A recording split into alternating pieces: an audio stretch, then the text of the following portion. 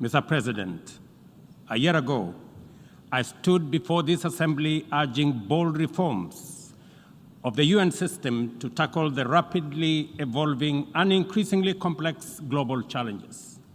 Today, that call is as urgent as it was then. The planet is heating up. Our climate is in crisis. Oceans are rising. Deserts are spreading, and conflict is engulfing the world. Millions are displaced, poor and without access to basic services. Unfortunately, our multilateral system has proven inadequate in addressing crises such as climate change, inequality, and debt. And it continues to falter in providing any, let alone timely solutions. Without immediate action, humanity will face an unprecedented global crisis. Today, we have no choice but to reject outdated systems and reimagine a framework of international cooperation that works for all 8 million of us in the planet. This means redesigning international financial system, strengthening partnership for common security, bridging the digital divide, and investing in human capacity, especially empowering women and youth. The window to achieve this is, however, fast closing. The Secretary General's 2024 SDG report paints a dire picture. Only 17% of SDG targets are on track, largely due to unmet financial commitments, and developing countries, particularly in Africa and the Global South, are facing severe funding shortages, and the gap is widening. At the 2023 UN SDG Summit, we highlighted the urgent need to overhaul the global financial system.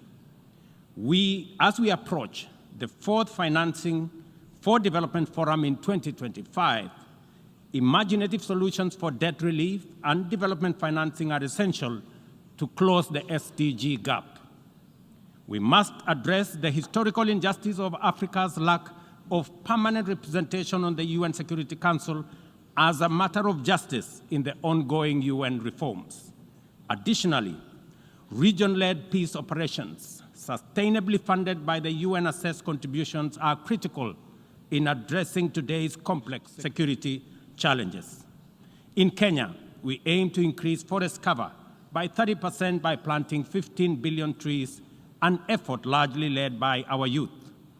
2 weeks ago, I launched Climate Works, a program to employ 200,000 young people in sustainable public works focused on ecological restoration and infrastructure. But we must recognize that the pace of technological advancement, particularly with AI, is widening the global digital divide. Africa holds critical resources for the tech revolution, yet receives disproportionately low benefits. A year ago, I stood here at this Assembly to declare Kenya's commitment to contribute to an international security support mission to Haiti.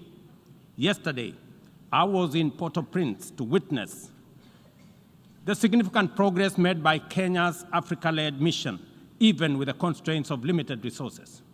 What looked like mission impossible is now a present and real possibility for peace in Haiti. I hosted the inaugural Africa Climate Summit, whose seminal outcome, the Nairobi Declaration, formed the basis of a common African position in multilateral engagement at the COP and other fora.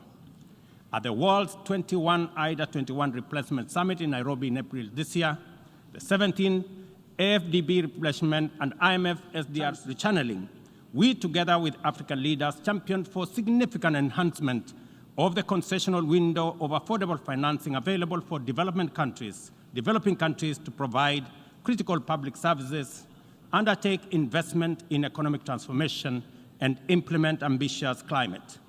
On the basis of this progress, we have achieved under our current inadequate multilateral institutional framework.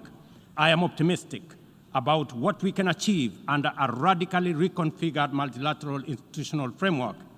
This is why reforms are an urgent necessity that we cannot delay.